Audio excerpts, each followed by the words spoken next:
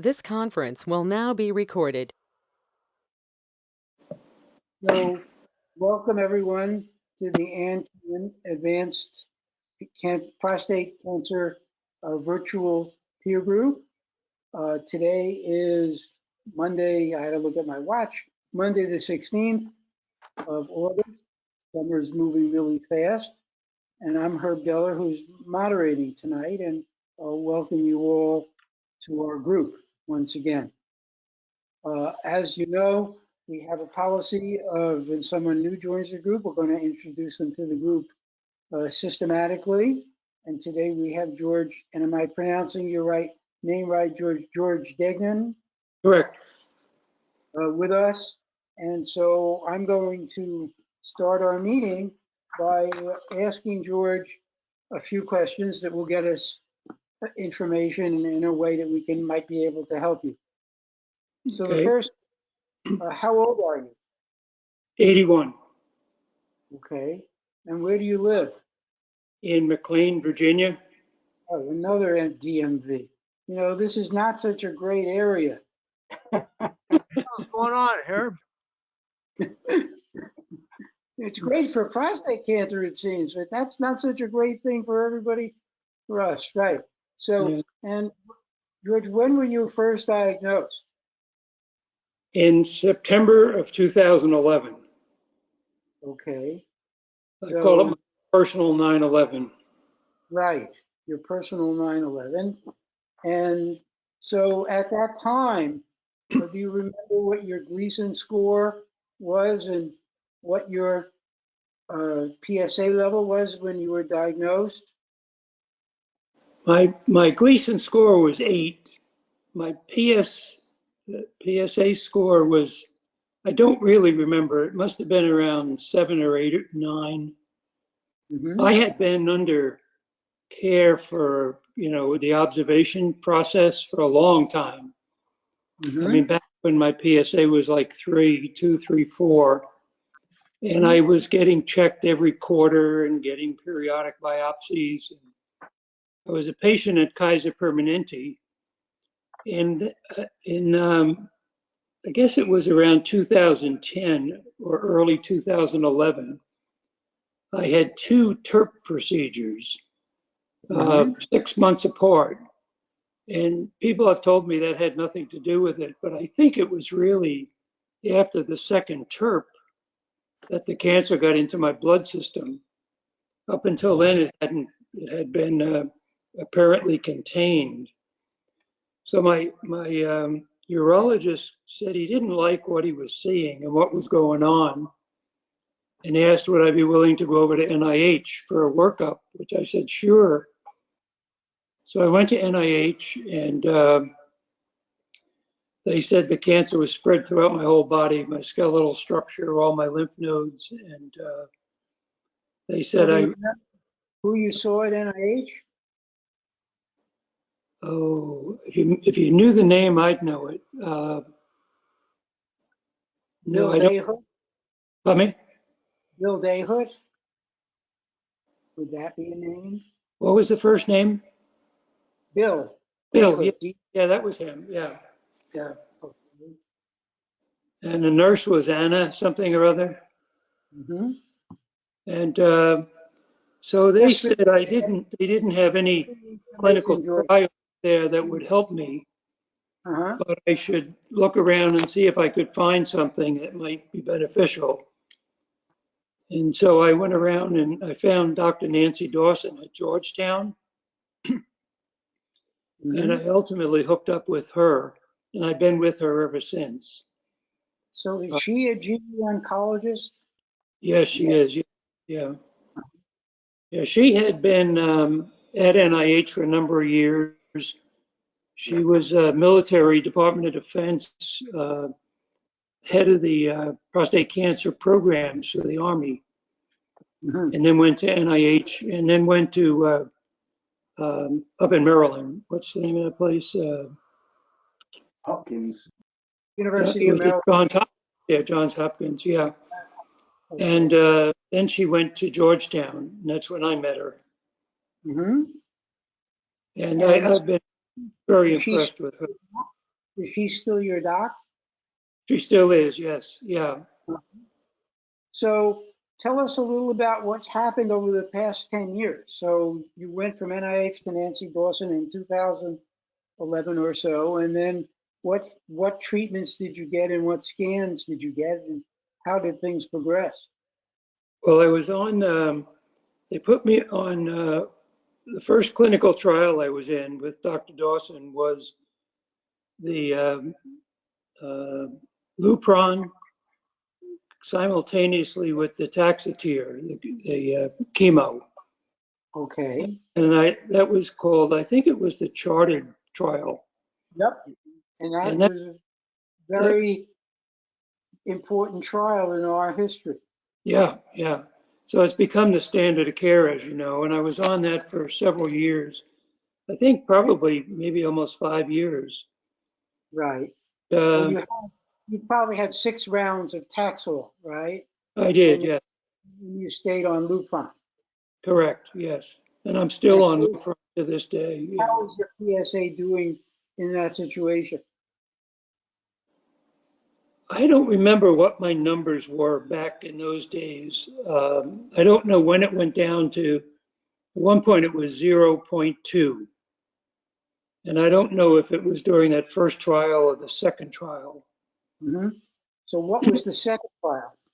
Second trial was abiraterone and radium-223.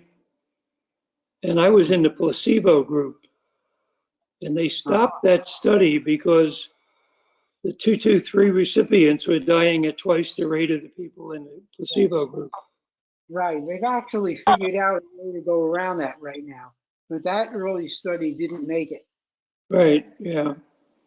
So I was on abiraterone until, I guess, about a year ago, the spring of 2021, 2020. Mm-hmm. 2020, it began wearing off. And in 2021, in the spring, I went on enzalutamide, and it was a trial with another radium drug, but I'm in the placebo group. This is an open study. It's not a blind study. Mm-hmm. So that's where I am now. My PSA since when I went off the abiraterone, it was around, I think it went up to about 5 or 6. And the last time I had it, it was 11.7. So it's still going up. Mm-hmm. But I'm hoping that when I get my next workup, which is, I think, in another week, I'm hoping my PSA will go down. Dr. Dawson said she's not worried about PSA. It's not that significant. And the significance is in the bone scans and the CT scans. Right. And I've been getting them every quarter for the last 5 or 6 years. Mm-hmm. So they have a good history of where I stand on that. Mm-hmm. So the bone scans, meaning what kind of bone scans have you had? What kind of scans are they? Like, There's a chest, abdomen, full body, okay. and it kind of varies. Usually it's chest and abdomen for the most part, but maybe once a year it's full body. Right. Have you had any genetic testing on your tumor? I'm sorry, any what? Any genetic testing? I did, yes. Says I have no genetic, genetics have no relationship to my cancer. Yeah. Mm-hmm. I participated in the study that the woman over in Sibley Hospital is running. It's a genome tracking, and my results show that my DNA has nothing to do with my cancer. Okay. So that's a pretty long journey, and you're still in the middle of it. So, are there any questions that you would like us to think about before I open the floor for other people to ask questions? No, I don't think so. I mean, Dr. Dawson, I have a lot of confidence in her. And she said there's a new drug coming along that she thinks will be one that she would put me on. I don't remember the name of it. Is it a radioactive drug, did she say? I just don't remember. I didn't pay that much attention. I didn't write it down, unfortunately. Would it have been lutetium?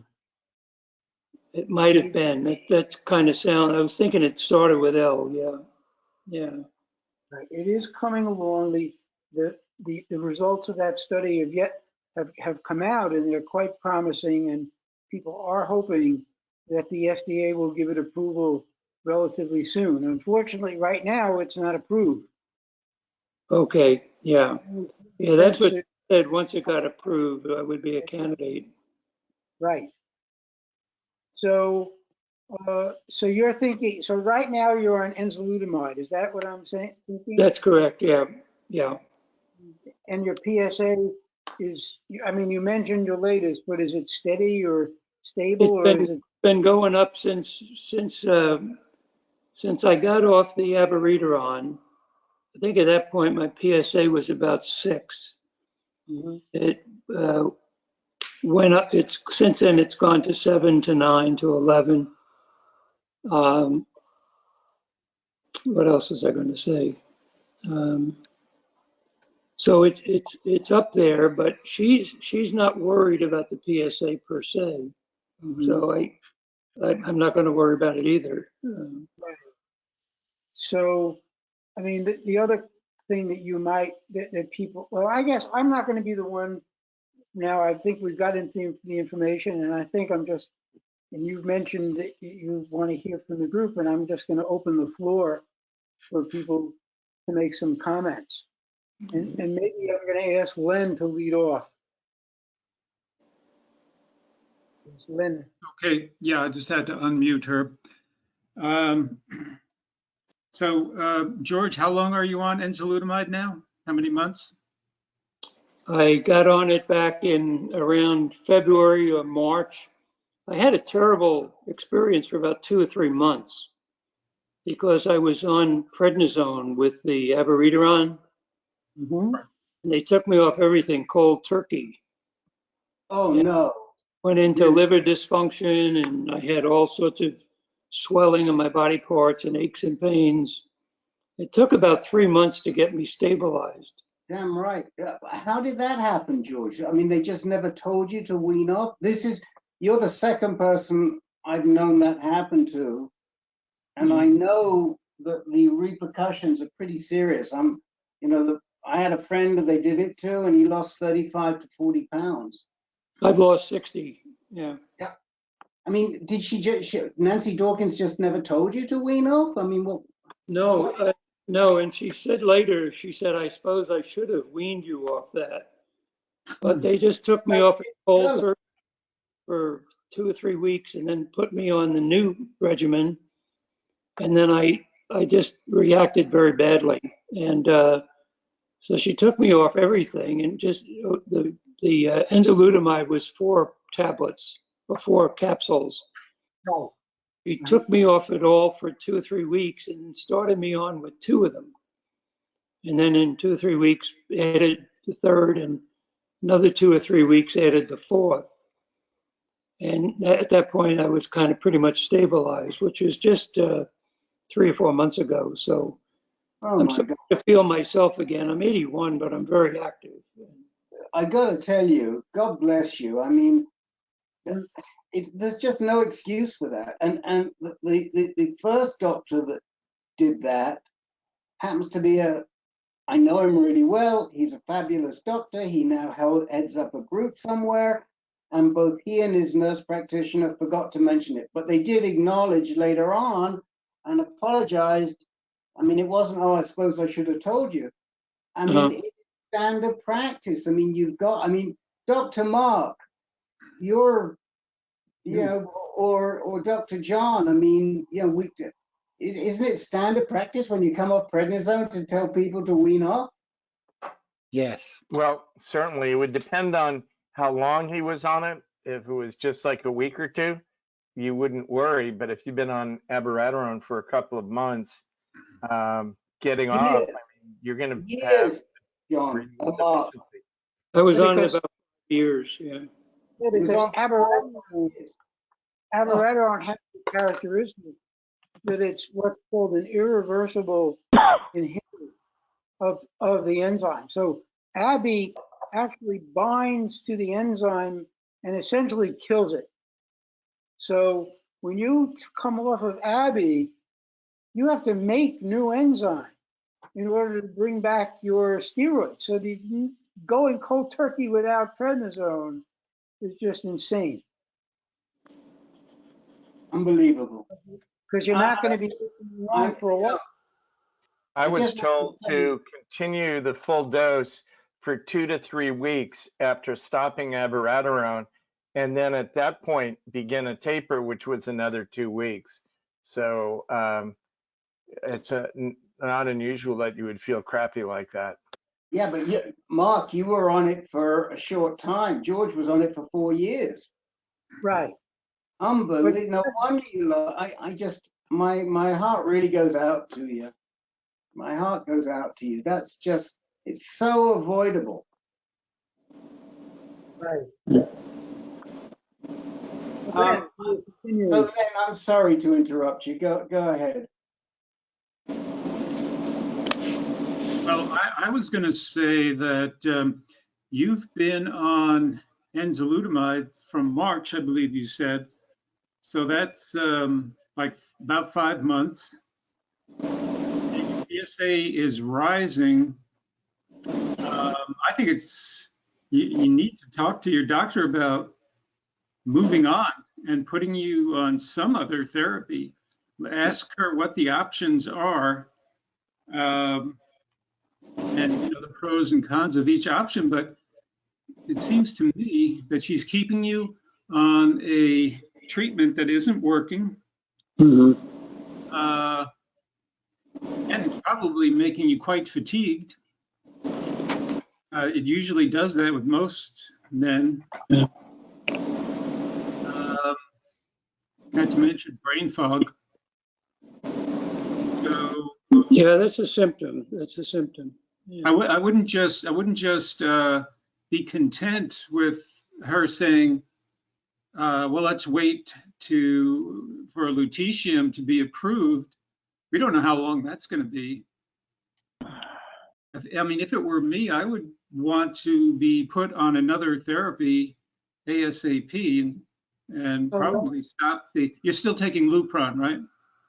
I still am, yes, yeah. Yeah.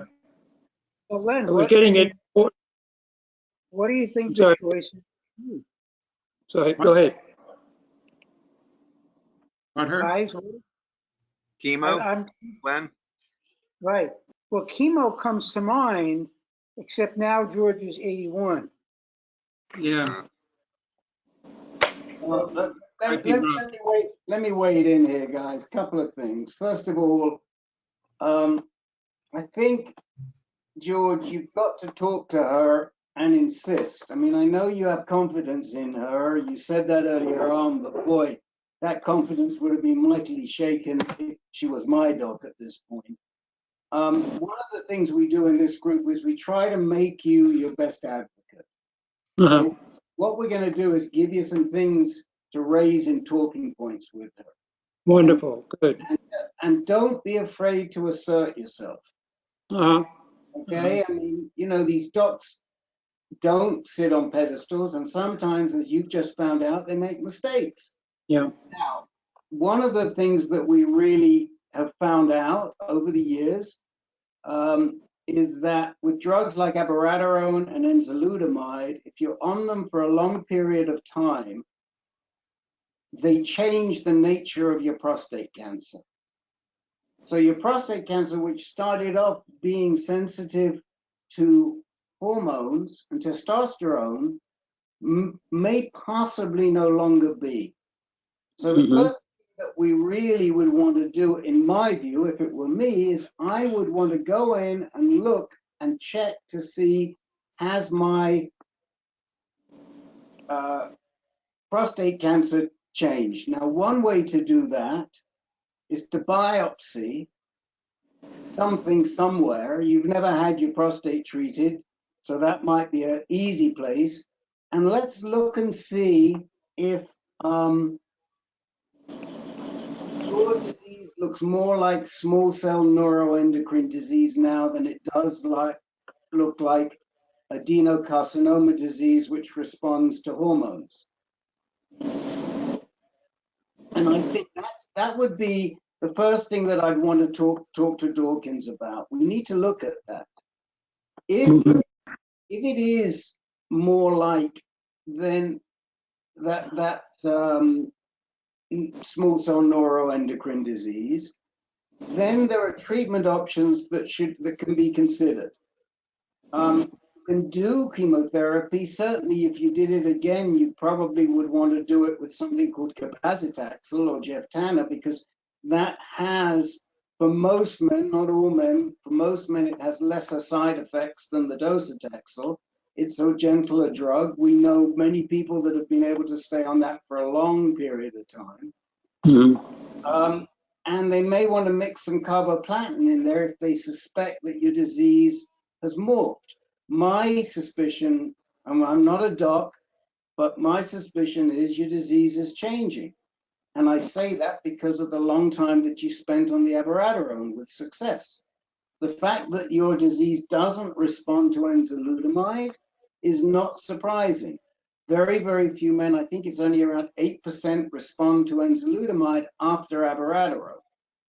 So before the disease gets out of hand, we want to try and figure out, when was the last time, I'm assuming that this sequencing of that they did, this genomic profiling, was of a sample of tumor. It wasn't just a blood test or a spit test. It was just a spit test. Right. Okay, So what you need to do is, what you have, what they told you is this, that you haven't inherited any mutations in your DNA, right? Right. But what they haven't told you is whether you've made any mutations yourself. And that's called somatic testing. And frankly, Dr. Dawkins should have done that because it's required. It is really required in the NCCN guidelines for somebody like you at this point in time. Okay. So the second thing you have to say to her is, I would like my tumor sequenced. right. And we can do that in two ways. We can either do it through a biopsy, or we can get almost as good results through a blood test. So you don't have to undergo a biopsy. So that's the second thing I would say, I would be talking to her about. Why? Because maybe we'll see a mutation that you've made, and maybe that'll give a clue to your next treatment. She's not thinking down the road, and what we're saying and what Len's saying is she should be thinking down the road. Now, down the road to lutetium, if she really thinks you're a candidate for lutetium, there are places that you can, even now, start applying to get lutetium. We've got a guy in the Virginia area who's going to go down to Duke in September to get lutetium. So we could start talking realistically about finding you lutetium. But she's talking about FDA approval. That could be 6 months away. We don't want to let your cancer get 6 months on you. The third thing that I would be talking to her about would be treating your prostate. Today, when you went to see Dr. Dawkins in 2011, we almost never treated the prostate if you were de novo metastatic, which you were. De novo metastatic means you were diagnosed metastatic. But today, that has changed. We have men on this call, Herb is one, Carl is another, and other men too, who were diagnosed de novo metastatic and have had their prostate treated because we think that it makes a difference. In your case, the prostate could be treated with radiation. That's a third discussion that you should have with her. So those are three things. I'll stop at this point and see if anybody else has anything to add. I mean, I think Rick, or I'm not going to start. I'll let somebody else have a say. No, Liz, go ahead, Herb. No, I mean, Rick is right. I mean, I'm going to build on what Len said. We just can't let this fester. And in the meantime, Dr. Dawson's got to think about what's good for you. So the questions I would ask is, I mean, Rick points out local irradiation to the prostate is potentially a solution, and there's a wonderful person at GW who can do it outstandingly. You can ask her, should I be seeing Dr. Collins? He's a radiation oncologist at Georgetown who's fantastic. And would he help? The other question is it too late for Provenge? And I don't. Too late for what? I don't know. Provenge. Too late for Provenge. Provenge. Right. So Okay, Provenge thank you. is an immunotherapy which works on a different mechanism. So yet that would not depend on your certain status, even your genetic status. It may work independently of that. And then I think chemo is certainly a potential if it's not going to be too toxic. But again, I think you need to really push her and say, we can't just let this sit around. All right, good. Hey, Herb, this is Brian. I'm in the same category as George, where I never have had my prostate worked on, and Rick in a previous meeting said I need to start thinking about chemotherapy along the lines that you had, but not chemo, radiation therapy. Mm-hmm. And the thing is when I have brought this up in the past to my doctors, they've always said the old school story that the test early on showed that there was no extension of life if you get the radiation. So what's changed, and okay, so, and is there some feature of my prostate that begs to have radiation? Okay, so what has changed? There was a study that came out with the senior author, I think it was De Bono, where what they did was they irradiated the prostate in different men of different levels of severity of disease, mostly measured by how many metastatic sites they had. And they showed a clear benefit for low numbers of metastatic sites and less of a benefit for more metastatic sites. However, when you look at the data, all data in science are scattered. They give you the mean, and then they show you the standard deviation of the mean. And even if you had significant disease, that standard deviation for radiation extended in the direction of survival for certain people.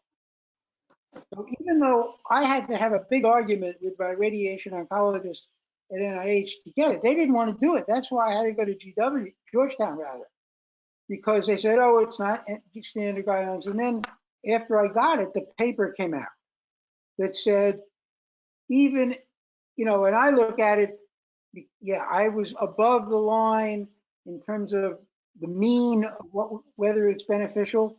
But with that standard deviation, I was willing to take the chance. And, the radiation oncologist then looks and says, can I do this without doing damage to you? I mean, the main thing is depending on your anatomy, they've got to get to the prostate without irradiating your bladder or your rectum. And I was very fortunate because I had a couple of people look at my x-rays and scans, and they said, your anatomy is great. We can get to your prostate without touching anything. And that's what happened. I had no side effects. And if you're in that situation, I think it's a no-brainer, because the downside is very little chance of side effects. The upside is it may make a difference. So that's how I thought through my radiation.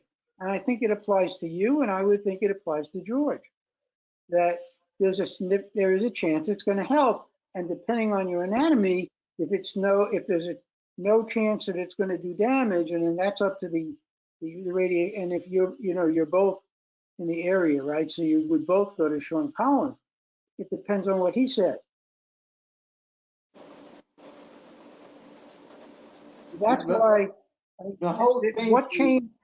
The whole thinking around radiating the prostate has changed significantly in the last 5 to 7 years. It really started. Mayo always used to remove the prostate, even in metastatic men. That was it was kind of their signature. And then around 2014, I think 13 or 14, Memorial Sloan Kettering did a trial, and they had positive results out of it. And people, a lot of the GU medoncs started thinking, well, maybe we should treat the prostate. Whether we treat it with surgery or we treat it with radiation, it's kind of even up. But the fact is we should treat. Carl went into a clinical study 2 years ago or so, where they're trying to determine if it makes a difference if you remove the prostate or you don't.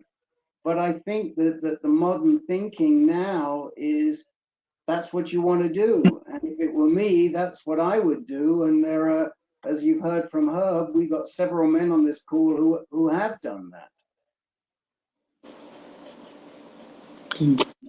So, the bottom line you're saying is by doing this, you eliminate additional cancer cells being generated from the prostate into the bloodstream? This is really above my pay grade, and I think we have to ask Carl or Len or anyone else on one of the doctors on the call. But the idea is that there are drivers of the cancer that remain in the prostate, and those drivers are a little different to what is in the metastatic form of the disease. And so there's an advantage to treating the prostate. They've always done this with breast cancer, for example. They've removed the tumor, and then they've gone on to do radiation and chemotherapy. But that was never the case with us. But Herb or Len or one of the docs on the call. There's another potential.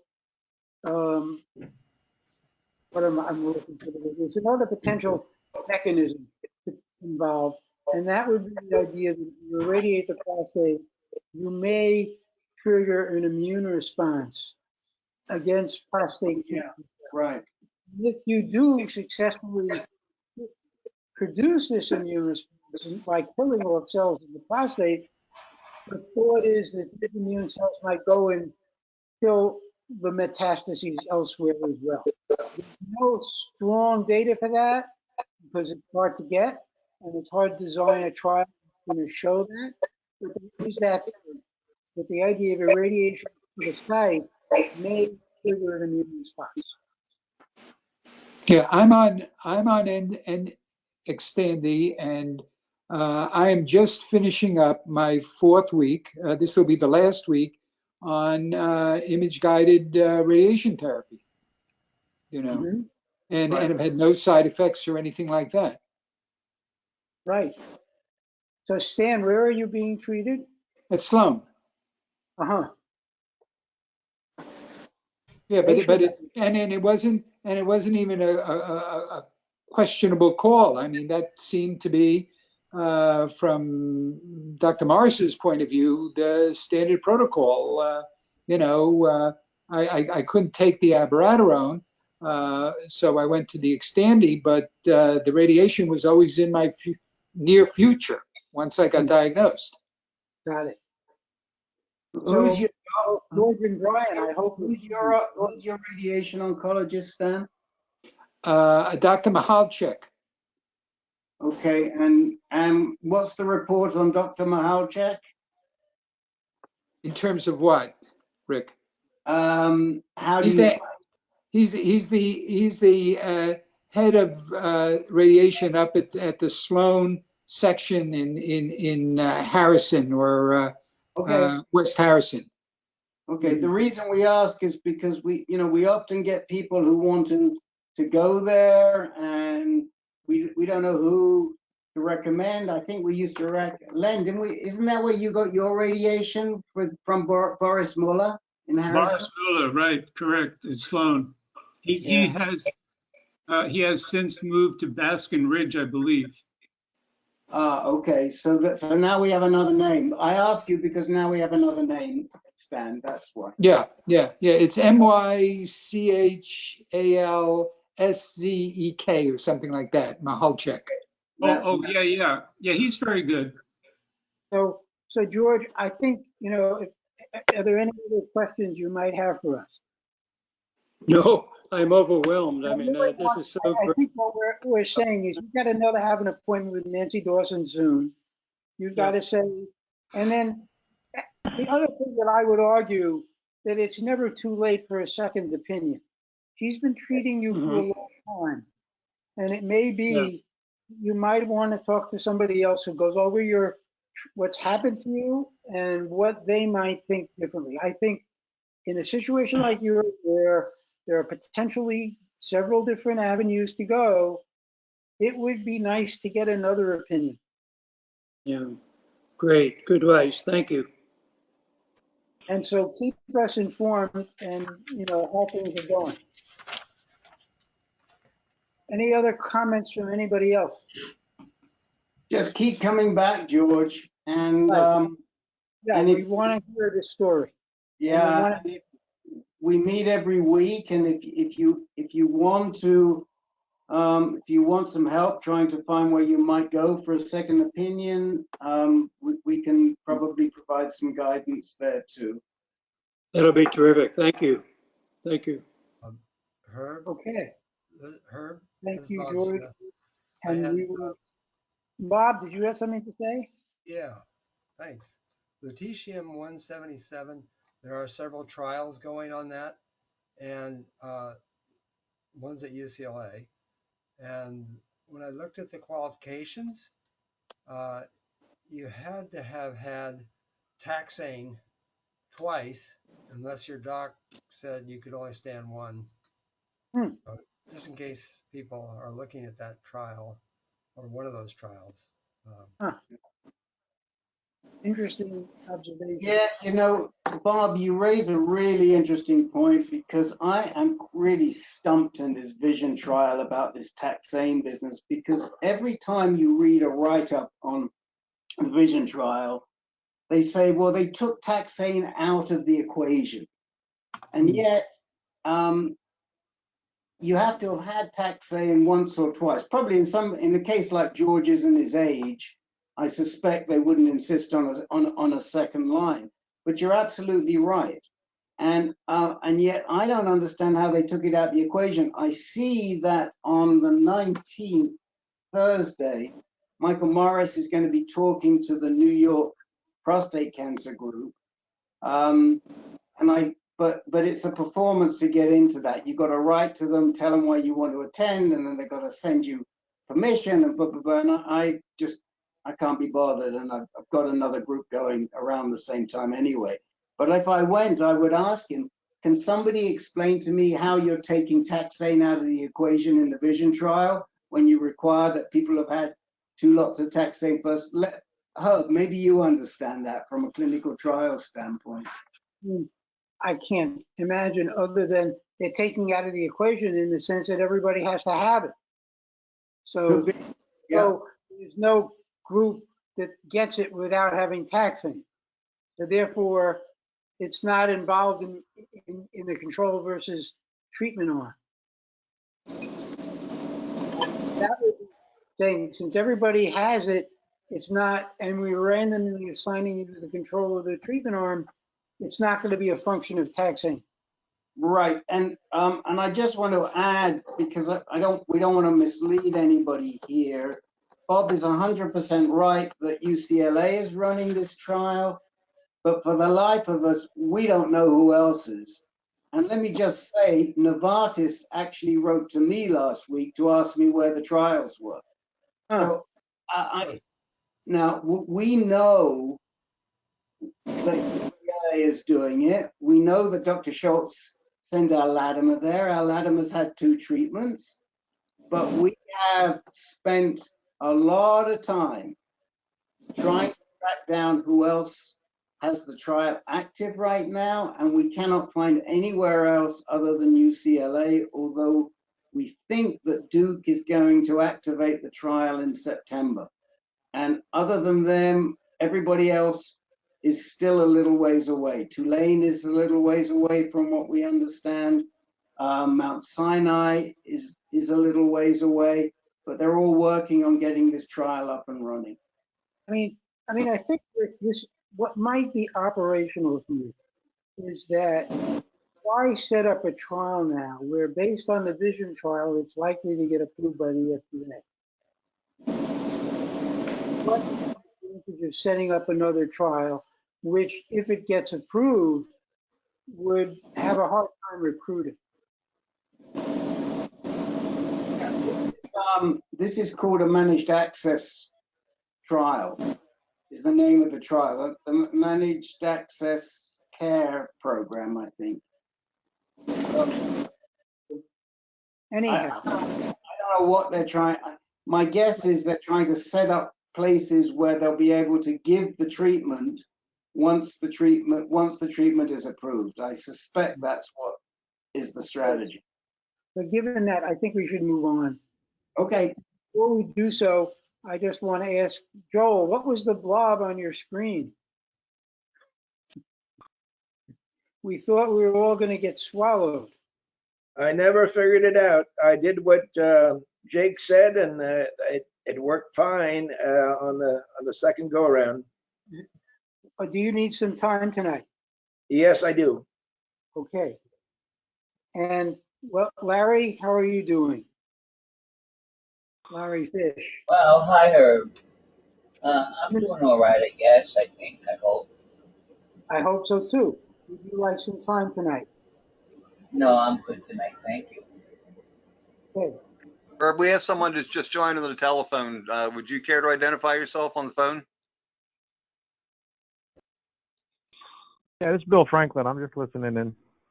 Oh, hi, Bill. Hi, Bill. How you doing, guys?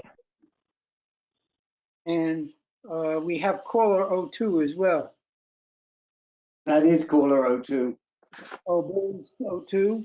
Yeah. And who is 01 preferred just to stay anonymous. Okay. Who's caller 2? Bill Franklin. No, he's caller 1. Right. Oh. Excuse me. And caller 2? Okay, we'll move. We'll keep you in the loop. So okay, so we'll start off with those who wanted some time tonight, and of course I'll start off with Carl to hear about his adventures. Okay. Before I forget, and we'll talk first about the trial that I just started last Thursday, but if I don't remember to mention it, I want to talk about CTC, circulating tumor cells. So before we do that, I started my trial at Weill Cornell with Dr. Tagawa, triple therapy of actinium, 225, J591, Keytruda, also known as pembrolizumab, and enzalutamide. On Thursday, it was a long day for me. It started around 9 a.m. and was all the way, it was a whole day till 4 o'clock in the afternoon. In advance, I was told you may not want to drive in because it can have an effect. Okay, well, bottom line is that it really didn't have much of an effect. I could have driven and not spend the $300 round trip for Uber to take me in and take me home. But anyway, the first treatment was Keytruda, and it was an infusion. Even before that, they infused saline into me. I think that took about 45 minutes. Then they gave me the Keytruda, which, you know, I'm familiar with the product overall, but it's really a small bag that it took about less than a half hour for the infusion. After that, a group of doctors, about 5 or 6 doctors, came into my small little room, and they wheeled in a contraption, for lack of a better word, which contained the actinium, which you may know is radioactive. So it's So it's a big piece of lead.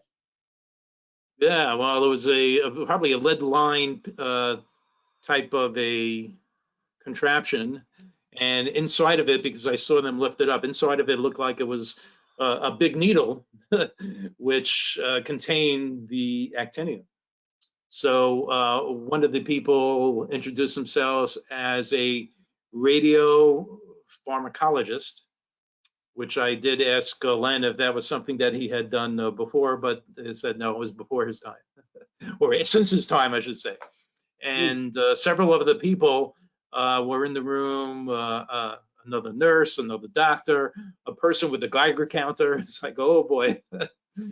So when they started the infusion of the actinium, the woman with the Geiger counter was looking all over the place and checking to make sure that there was no leakage of the infusion at any point in time during that infusion, which lasted about 15 minutes. And I was observed for 2 hours afterwards. They would take my blood pressure, vitals every 15 minutes. And the instructions I was given by the radio pharmacologist is that I have to be very careful to the extent that when I go to the bathroom, I have to flush the toilet twice, okay? Because I want to make sure that whatever actinium is released gets fully put through the waste system, and that no one else should use the toilet that I was using. Thank goodness we have a house with more than one bathroom, so my wife had to use another bathroom, and still has to. They said it's for 10 days that has to be done. And I was also told that my laundry would have to be kept separate and washed separately for 10 days. I should continue to hydrate myself. And those were the specific instructions relating to the actinium.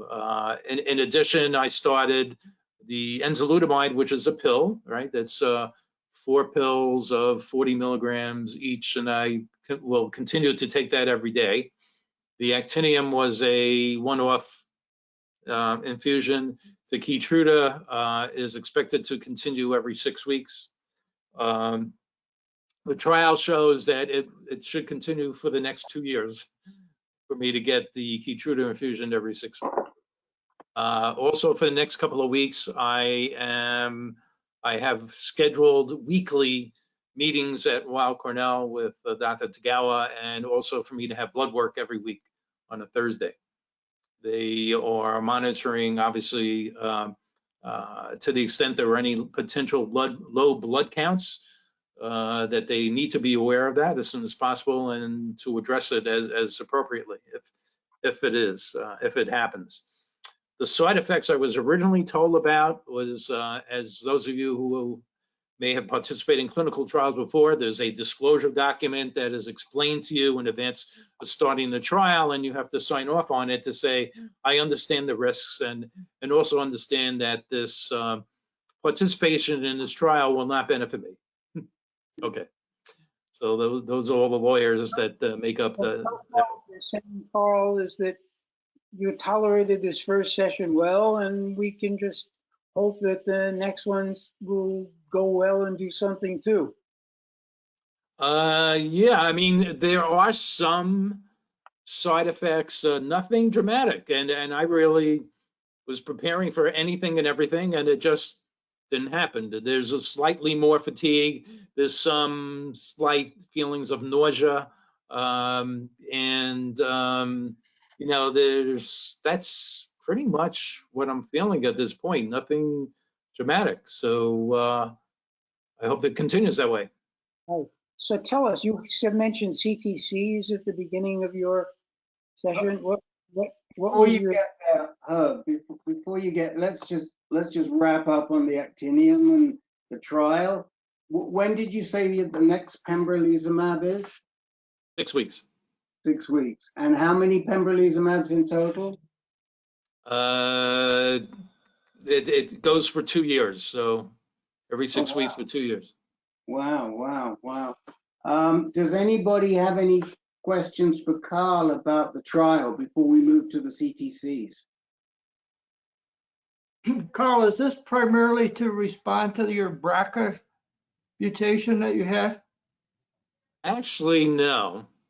And it's interesting that there was a recent webinar with Dr. Michael Hoffman, who's in Australia, and he's one of the top researchers for these PSMA type of therapies. And I was able to pose a question to him relating to any type of genetic defects, including BRCA2, and his response was, we just don't know.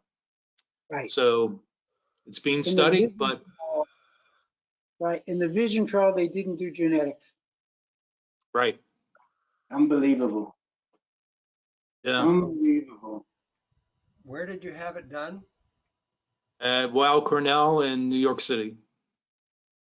I'm patient number 1, actually, and I did speak to Mark Stein, who's at Columbia, and Columbia is another participant in addition to Dana-Farber in Boston. And when I spoke to Mark Stein, and he said they haven't even yet started their participation yet in the trial.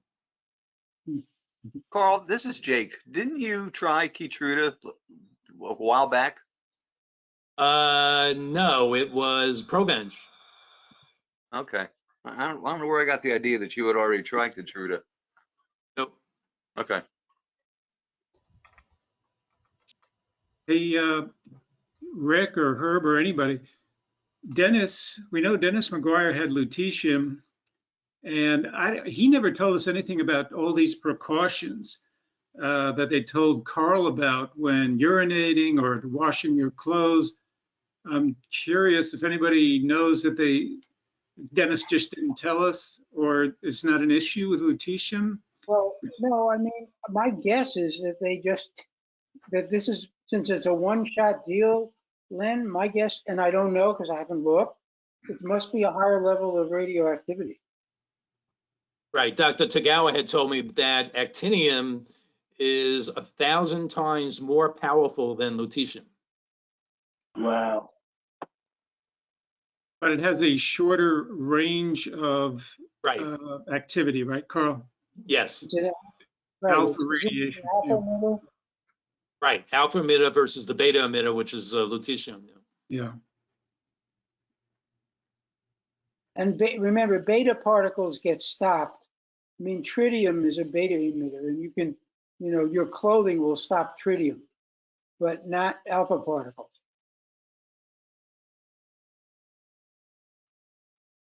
So, any other questions about Carl's trial? If not, Carl, what about CTCs? Okay, there was something posted to my patient portal just this morning. I guess it was a delayed result from the most recent blood work I had. And I'm looking at what it says, PT hist dash metastatic cancer type. So metastatic prostate cancer, a CTC count of 5 or more per 7.5 milliliters of blood at any time during the course of the disease is associated with a poor prognosis and is predictive of shorter progression-free survival and overall survival. So, oh God. Okay, so 5 or more. So what's my number? 73.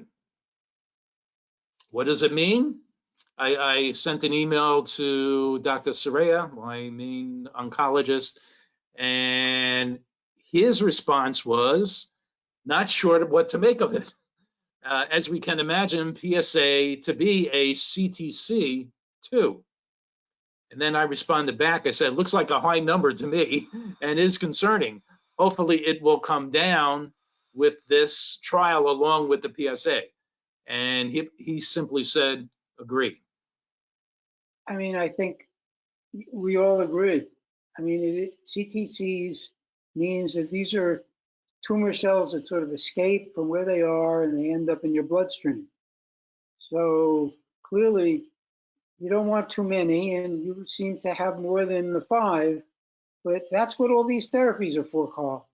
Right. You know, and since you're in virgin territory in terms of the therapies, in terms of what you've been through. So I don't know that I'd put too much. I mean, yes, if it was 1, you'd feel better, but I don't know that I'd make a difference between 5 and 20 or 50, given the kinds of therapies you're getting. But it is true. The more means that there's more sources of these cells that end up in the bloodstream.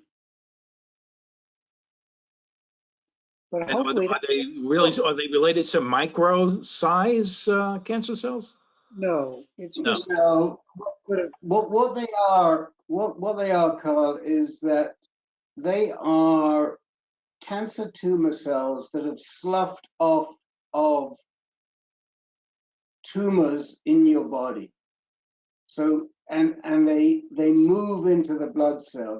That basically they are. My understanding is, and Herb can correct me, but I believe they are dead cancer cells that have removed themselves from the tumor, and so these are what we seek when we do a liquid biopsy.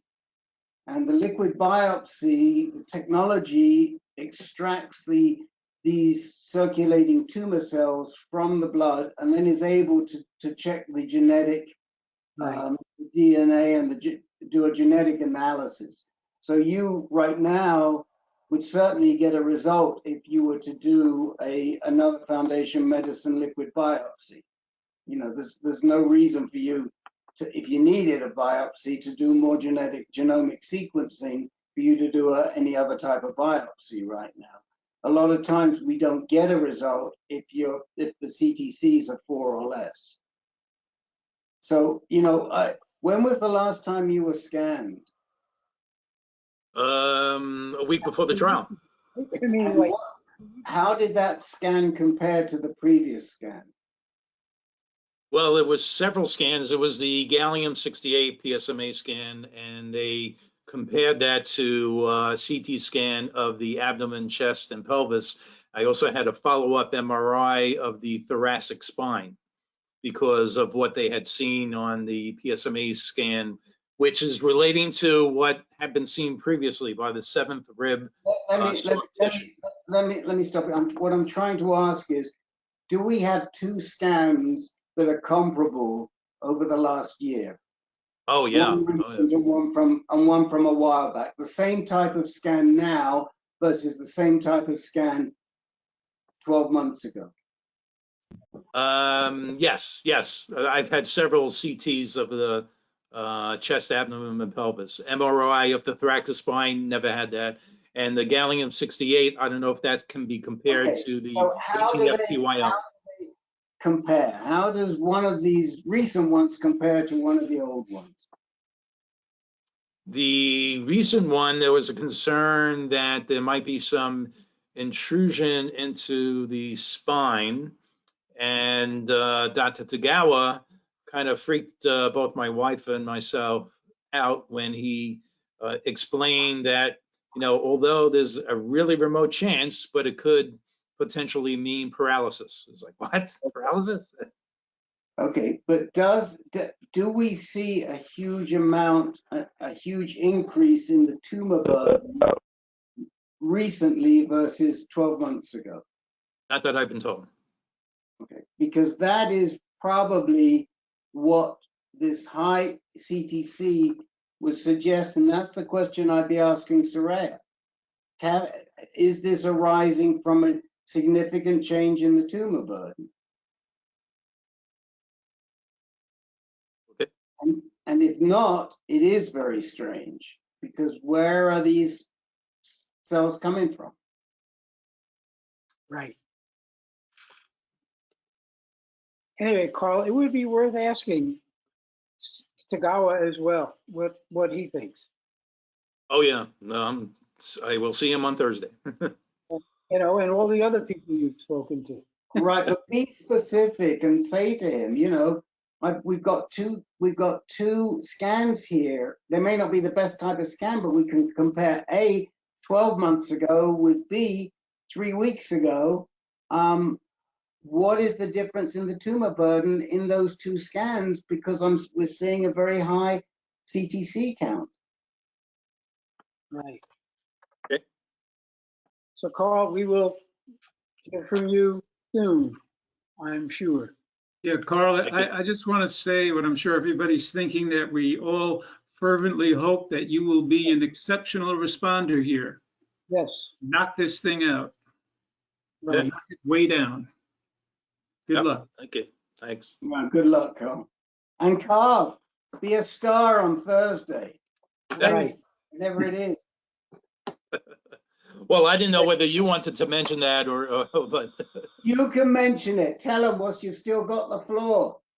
Oh, okay. Well, I have a film crew coming to my home on Wednesday that Rick had referred some people from Novartis to me and maybe a couple of other people in this group that they are looking to do a video of advanced prostate cancer patients, how they have been doing, what they have been doing, and they intend on using these videos for internal use to help train their staff and possibly offer it to other organizations like I guess PCF or for spreading the word about how to deal with the disease.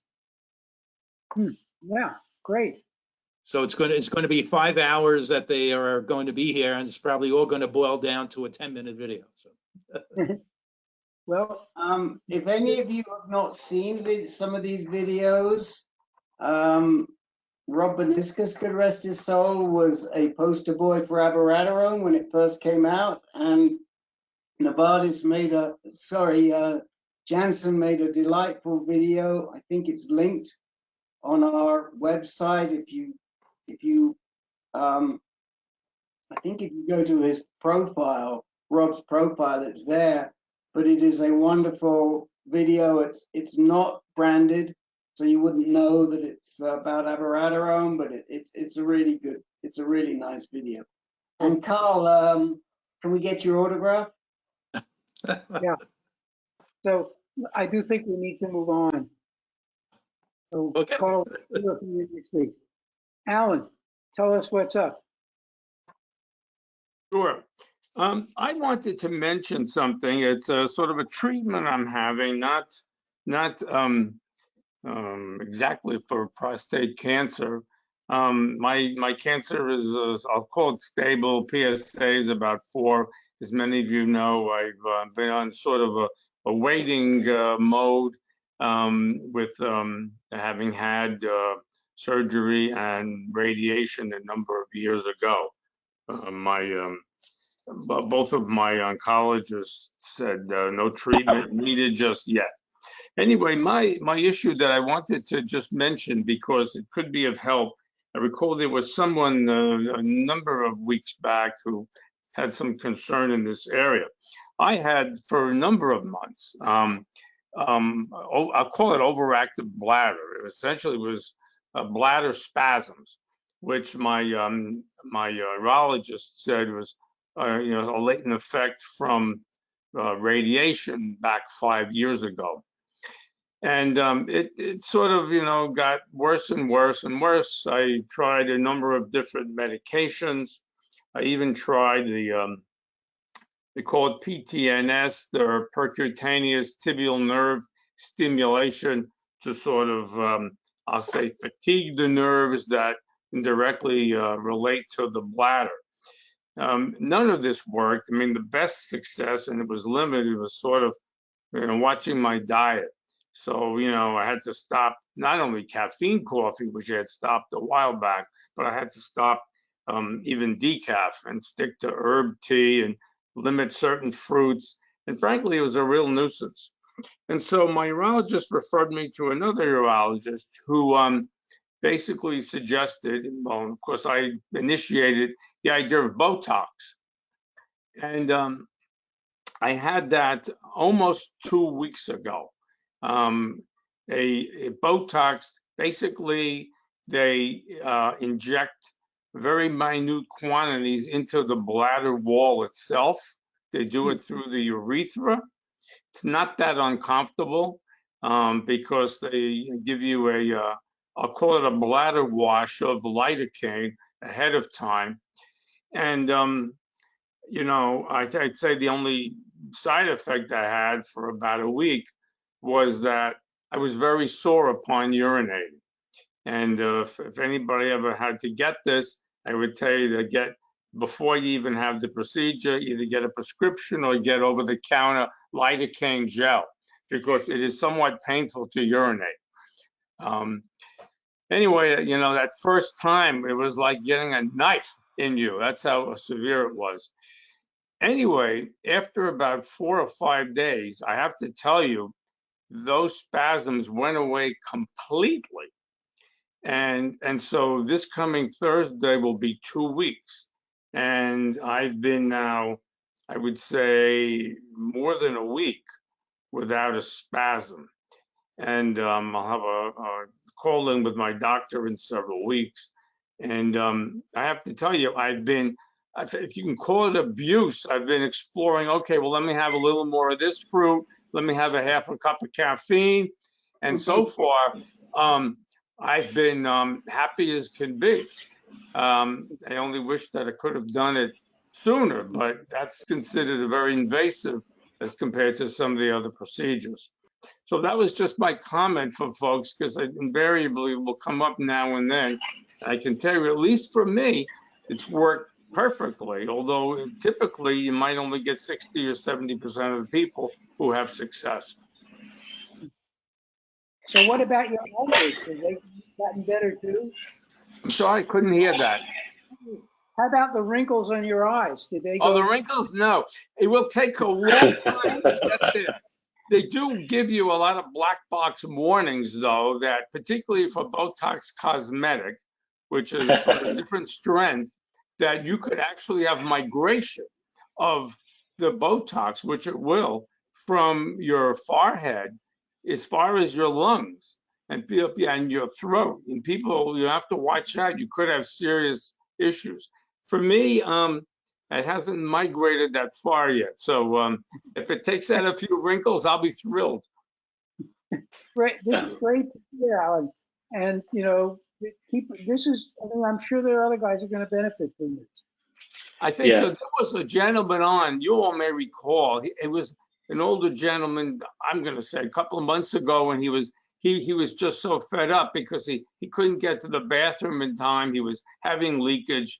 And he wanted to know if anybody had that treatment, and I don't think anybody did, at least back then. So anyway, that's my 2 cents for the group.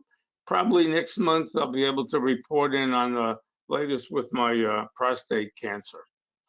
So the only person that we know for sure has had this treatment, although I've heard about it for a long, long time, and Peter and Joe may be more familiar with it from the other call, the low intermediate call. The person we do know who had it was Professor Bill, God rest his soul. And I can't remember how much relief he got from it, but I know for certain that he had the Botox treatment.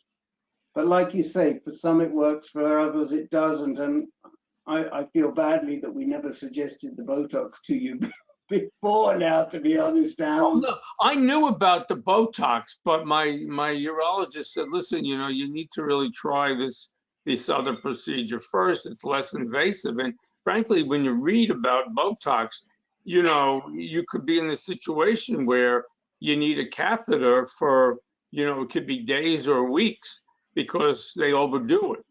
And so, it was just a matter of following, stepwise, sort of an increasing amount of risk, I would say.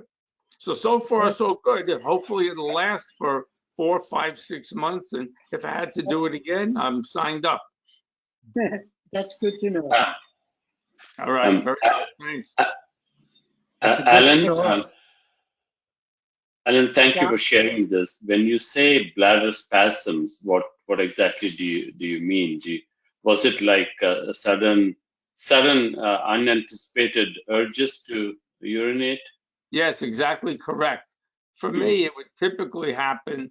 Well, certainly it happened a lot if I just stood up, and all of a sudden, the weight of, I guess, the urine or the position of the bladder, it would trigger that, and I could control it. I didn't have any real wetting accidents other than, maybe a little bit of drip now and then or a little spurt. But it was a nuisance because it wasn't always predictable. And, you could be walking and all of a sudden, you have this sort of a situation. And I mean, I would say it was a nuisance more than anything else. Thank you. Oh, but if this thing works, that's great. Yeah, I'm hoping it stays working. Alan, who was the urologist? I'm sorry? Who was the urologist? Oh, this was in New Jersey. This urologist's name was Philip Bracken, Brackin. And I wouldn't have, known him. He's not that close to me. But my current urologist was aware of him, and he said, he never referred anyone for the Botox procedure. He has referred to that group for other procedures, and said they were done well. And so, I looked at Lames, and I went on the maker of Botox, Allergan's website, and looked at who was available in the area. And really, it's a hard judgment call because you don't really know. And so, I went with his recommendation, and so far so good. Good. Okay. Okay. Well, you'll let us know how it's going from time to time, I hope, Alan. Sure. Happy to do it. Great. So let's go on. Brian, did you have something to tell us tonight? Yes, Herb, you said I had a PSMA scan done this week, and you were interested in finding out about that. Very similar to the PET scans using radium that I've had in the past, but the difference here is that when you in the past, you would do a PET scan and you would sit in a quiet room for about an hour, and then you would go in and get the PET scan done. In this case, the facility that I went to have the PET scan done at contracted with a pharmacy that was not within the same building. They had to have it, so there was a logistics issue of getting it there at the same time that I was there and ready to go. And I was only their third patient doing this. And so it took a little bit longer but we got it done.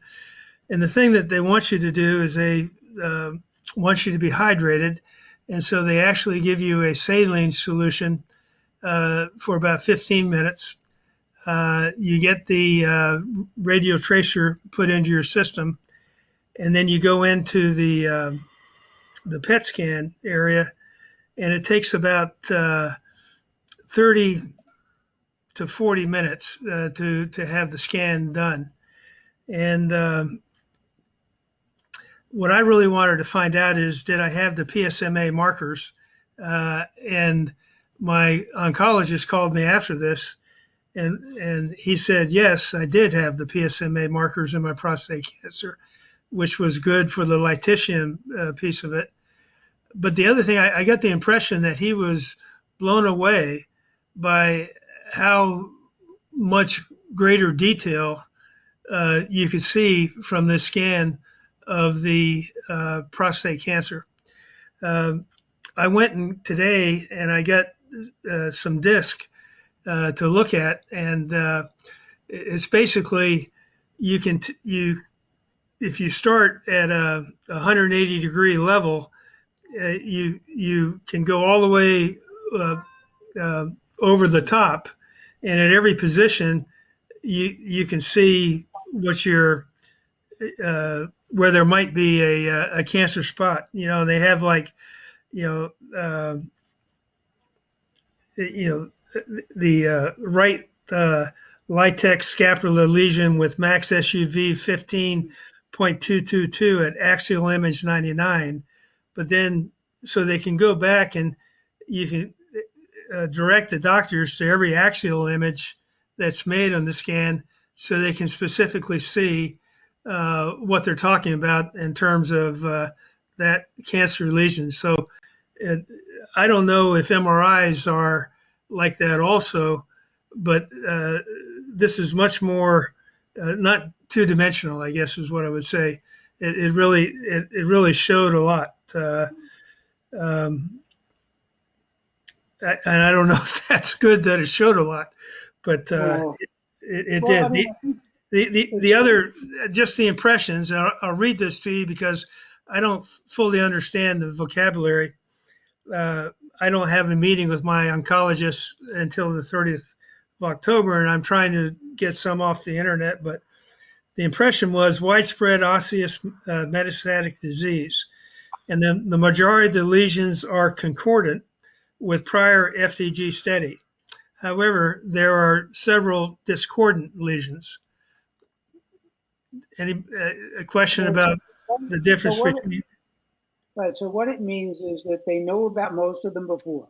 So that means that the idea that there are several discordant means that these are ones that are picked up like PSMA that were not picked up by your other methods. Okay. And we know that PSMA is more sensitive. So it's not, you can't make the assumption that they weren't there before, right? But the fact that most of them were concordant means that the likelihood is that it's whatever was there before is there now. There weren't a huge number that were discordant. If there were a huge number, then you'd say, well, maybe the disease isn't moving on. But it's also the case that PSMA is, docs are just getting used to the fact that it's so sensitive. Yeah, and I guess it had the right adrenal and retroperitoneal, aorta clavicle, lymph. I wish I were a doctor. Lymphadenopathy with PYL avidity, in addition to prior FDG avidity, consistent with metastatic disease. So I assume that's a new area.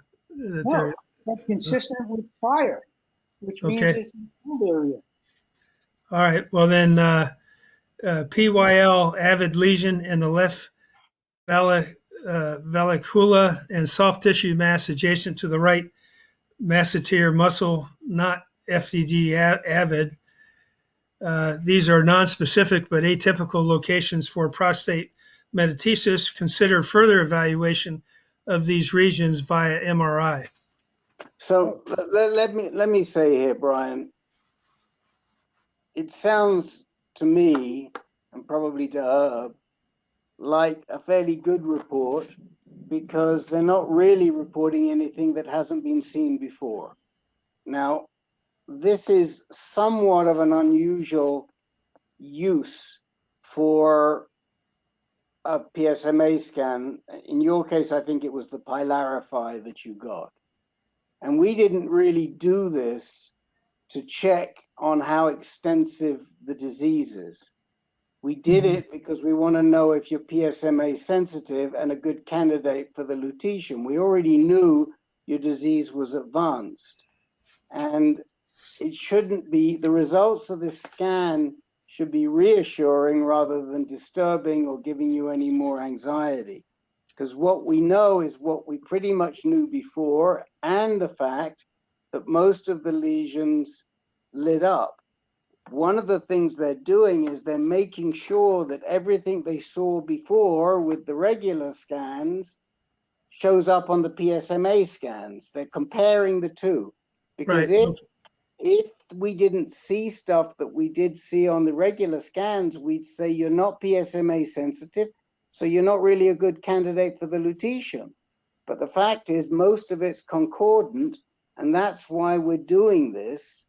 And what I don't want you to do is get bent out of shape about seeing this was here, this was there. If you go back and pull out your other old MRIs, if you wanted to do that to make yourself, you know, a little more crazy, then you'd probably find all the same things. So be relieved that yes, you are good, because that's what Dr. George is going to be wanting to see. He's going to be wanting to see, did the old bone scans, were they concordant with the new PSMA scans? And they were. And that's why we did it. Usually what we're doing when people have this is we're trying to find out, do they have any metastasis? That's what we're looking at usually for this test, not the reason that you did it. Yeah. So I think I agree with Rick. If chances are that confirmatory, which is great, and they're not reporting huge amounts of new stuff. I mean, I basically want to know what's going on. So I'm delighted to have had the test. It shows what. Yeah. If you share the report with me, I'm happy to talk to you, offline. If Okay. you want some interpretation of the anatomical or medical stuff. I got a quick question, Herb, Bob Smith. If you have a PSMA scan, gallium-68, whatever, and one lymph node shows up, does that mean all of your cancer cells have PSMA? Or does that just tell you that one did? Bob, I think if I heard you correctly, you're saying, what if there's just one lymph node with PSMA avidity? Yeah, I had a scan after my radical prostatectomy, and the doc wanted to see what else there was, and none of the bone scans. It's hard to hear what he's saying. Had nothing. No. Bob, could you get closer to the mic? Sure. That would really help us. Okay, so I had a radical prostatectomy. Then my doc wanted to see what else I might have. The regular scans didn't show anything. A PSMA gallium-68 scan showed one lymph node lit up, so it's PSMA.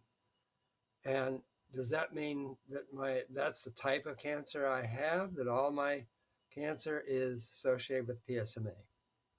So here's what I would say, that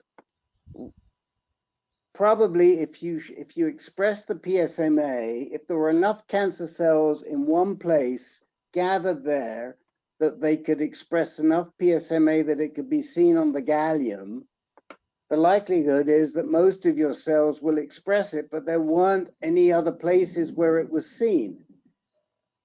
Okay, now the concern is that we see cancer with, say, a bone scan or an MRI, but we don't see it with a PSMA scan. That's not the situation. Okay.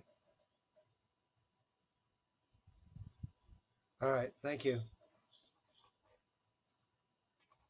Rick, I think you're frozen. Yeah. So, okay, Bob, I mean, I think it means that there was enough there to be seen, but there was not enough anywhere else. Yeah, it was early on. It turned out through a lymphadenectomy that there were 15 lymph nodes. By the way, that there were two others that that the pathology showed had cancer, but they were very, very small. Okay, well, thank you. Yeah. Nate, you had something to share with us.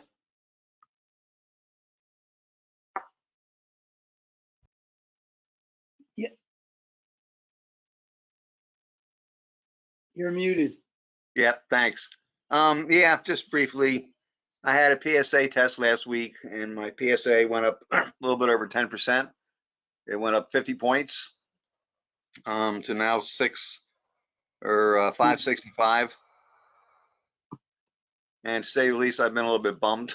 But then I'm looking at it relatively speaking, and 10% is not that much. If I had a PSA of 10, a 10% increase would be 11, which wouldn't be that concerning. So that's the way I'm looking at it right now. The last, I mean, if I remember, the last time you had PSA didn't go up that much. Right. It only went up 6 points. This time it went up 53 points. So that's not a good. But you're still taking the drug. Yeah.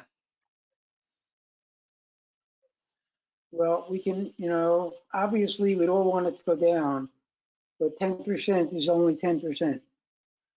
That's the way I'm looking at it. I mean, she hasn't given me any other indications. I mean, I personally think she's at a loss. I don't think she knows what she's doing anymore. Rick will be glad to hear me say that. But well, I think if only we, I mean, really, we need to have the backup for use. Well, my guess, unfortunately, I had Dr. Antonarakis. Hang on a second, let me mute. Oh, he left. Anyway, I had Dr. Antonarakis from Johns Hopkins, and he was advising me on the side, and he's the one who recommended the oral chemo. But now he's left. Yeah, but he's still reachable. I would actually reach out to him. He's not? I tried, Herb, and he came back and said, I'm no longer with Hopkins. I cannot formally advise you. He suggested I go to Dr. Denmeade or one of the other guys at Hopkins. So, so he even though he doesn't start his new job until September, he has effectively washed his hands, from what I can tell, at least as far as I'm concerned. So I can't go to him for a second opinion, is what I'm saying. Right. I'm guessing the next step will be radium-223 for me. I'm really enthusiastic about that. I'd rather wait for the lutetium. But for right now, I'm going to stick with the chemo, the oral chemo, at least for another month.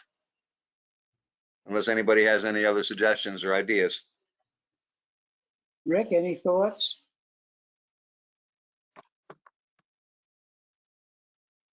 I guess not.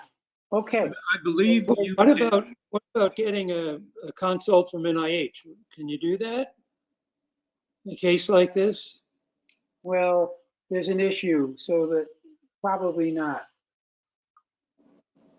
Jake, I believe you can take lutetium after radium-223. Right. I think you're right, Len.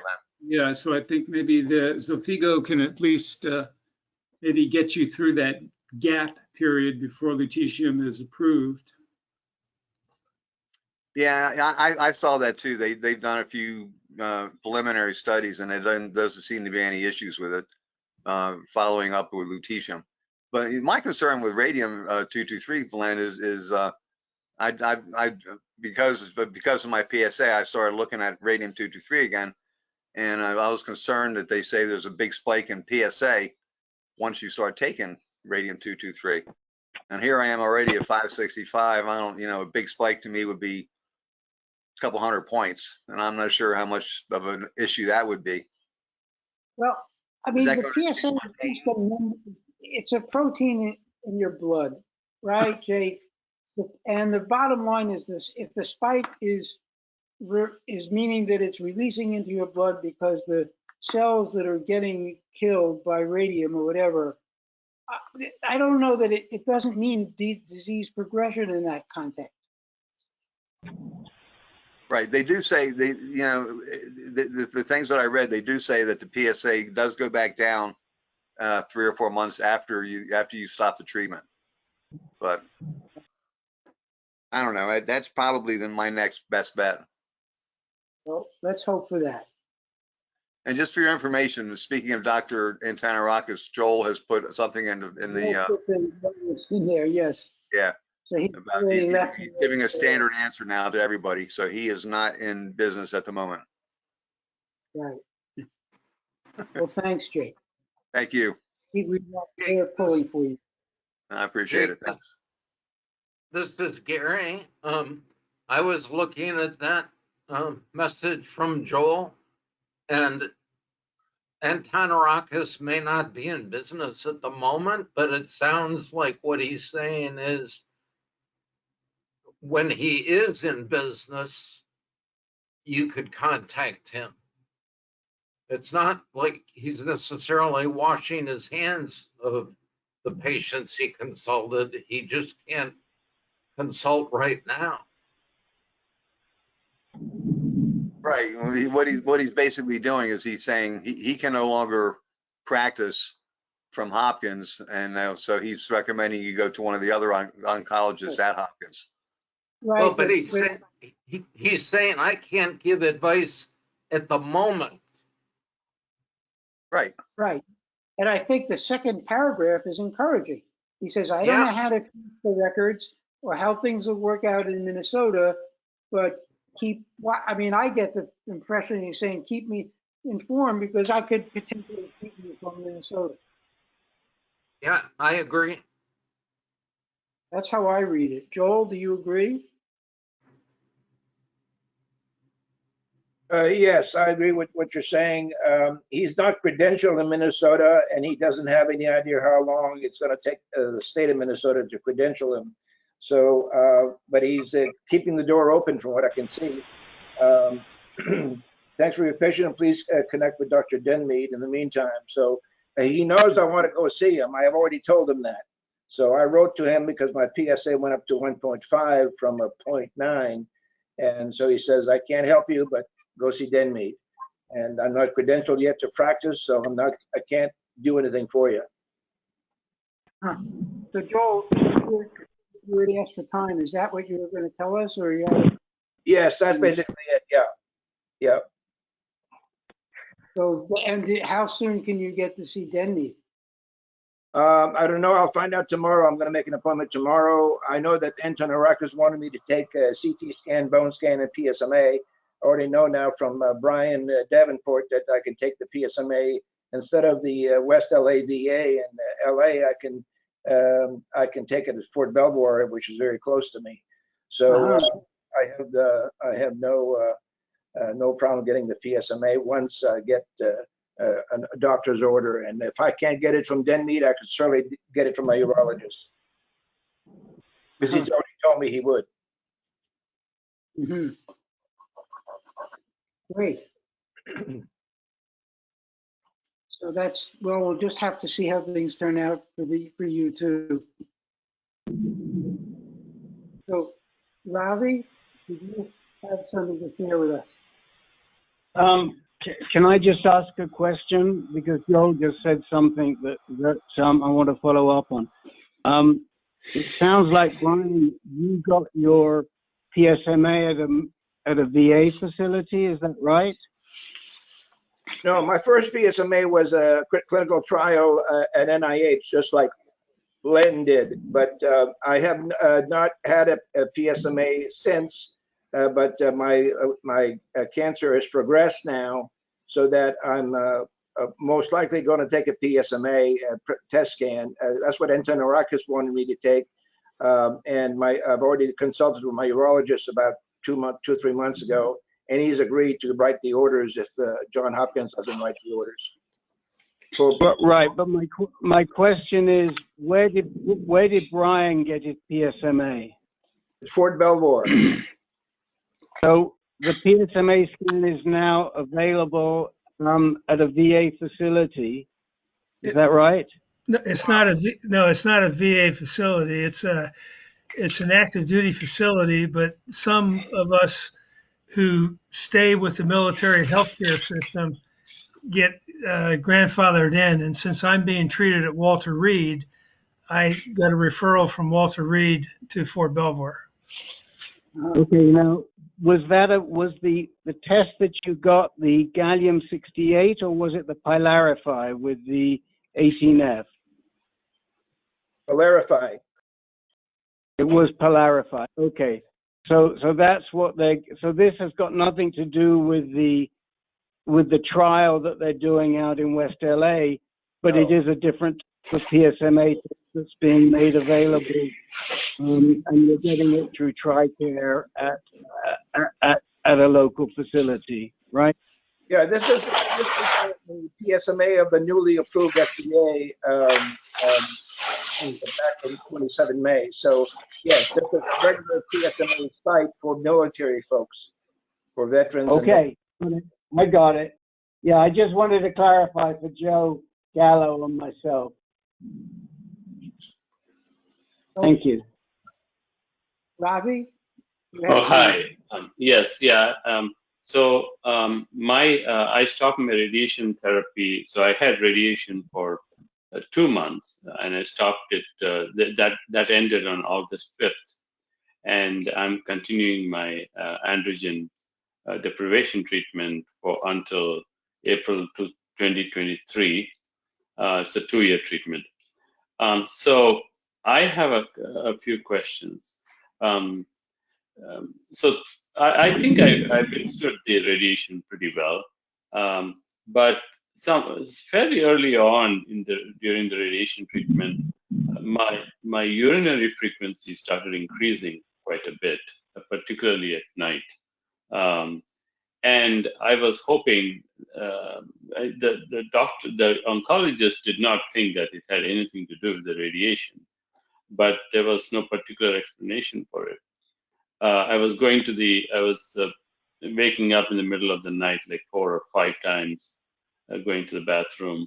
And I was hoping that after the radiation stopped, maybe this problem would also go away, but it's not.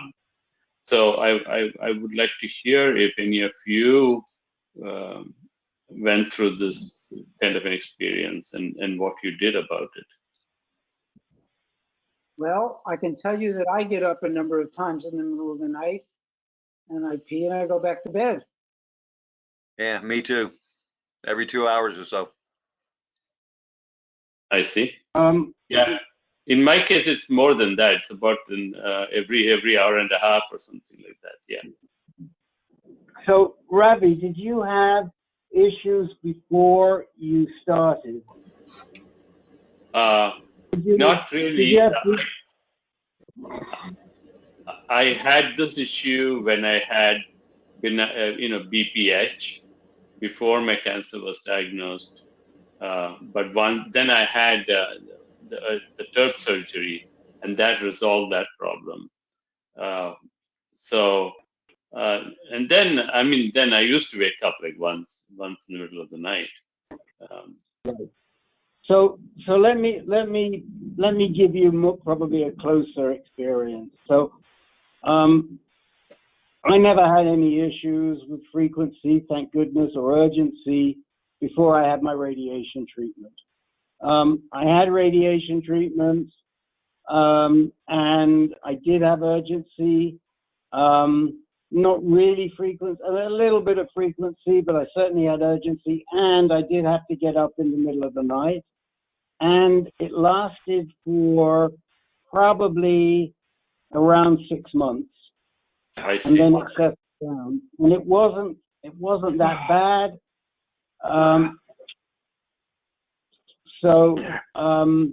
My guess is, my thought is that this is probably a result of the radiation, and you still have a lot of irritated tissue from where they radiated, and the likelihood is that you've just got to give it time. When did you actually finish your radiation?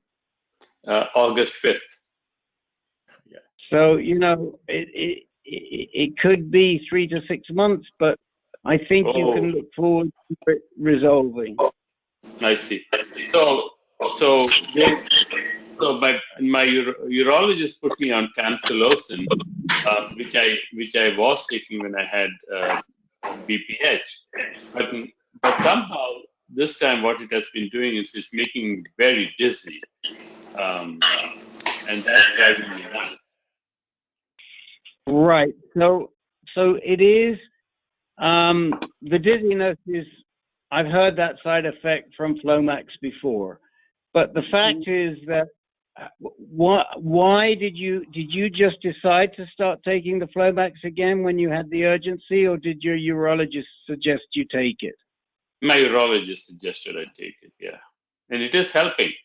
It is helping, but it's making me so dizzy that it's the oncologist thinks that it's dangerous. I might be able to chime in for a second there, Rick. The tamsulosin lowers your blood pressure, and that's why they usually suggest that you take it before you go to bed rather than any time during the day, so that you don't get the lightheaded feeling. Yeah, that's what I'm doing, but it's making me dizzy through the day. Anyways, I had one night of very frequent urination, and they recommended I take a leave, one in the morning and one in the evening, and that cleared it up. Now, I don't know how long you can actually be on a leave before it's detrimental, but it has helped a lot and probably reduced a lot of the potential irritation that I've had.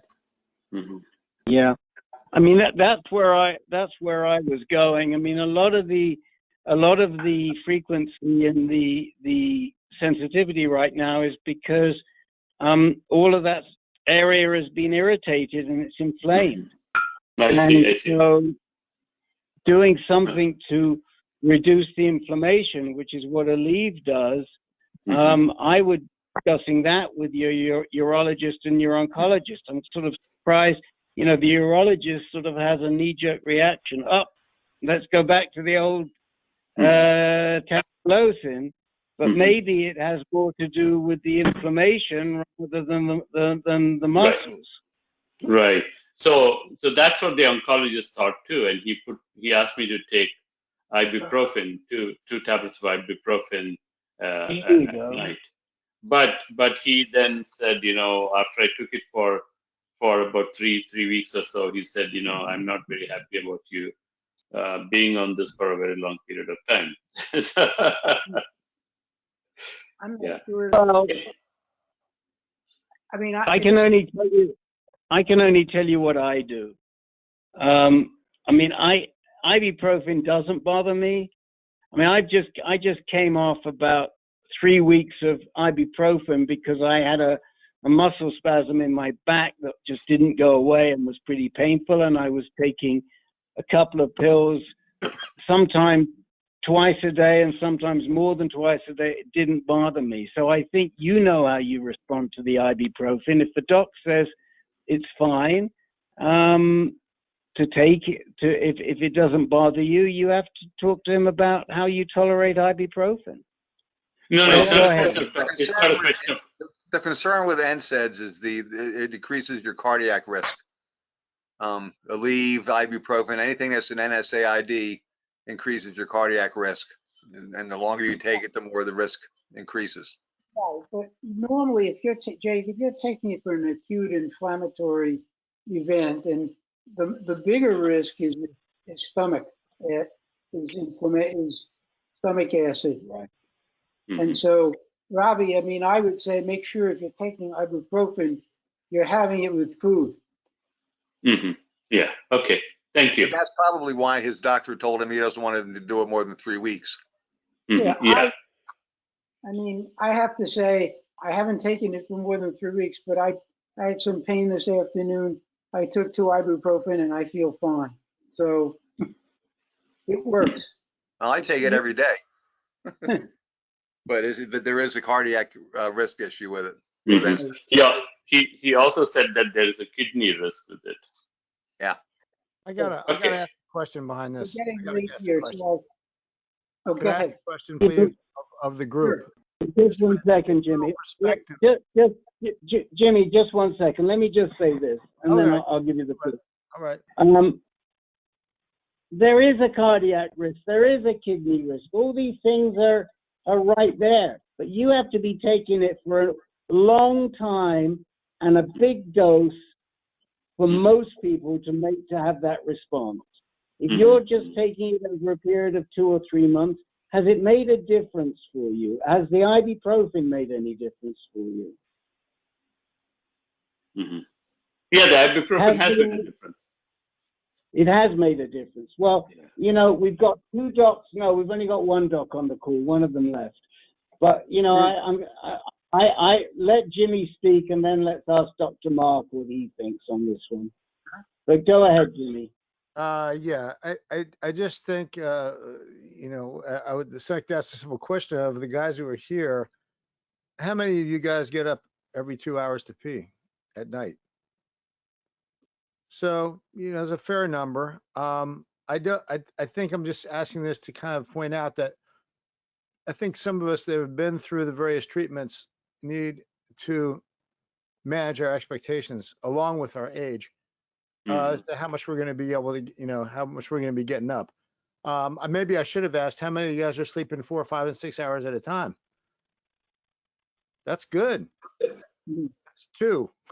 2.5. That's, yeah, Len. Well, Len's a superhero, but you know, the average person, not guys like Jeff, you know, yeah, these guys are sleeping long. So actually that was maybe half and half.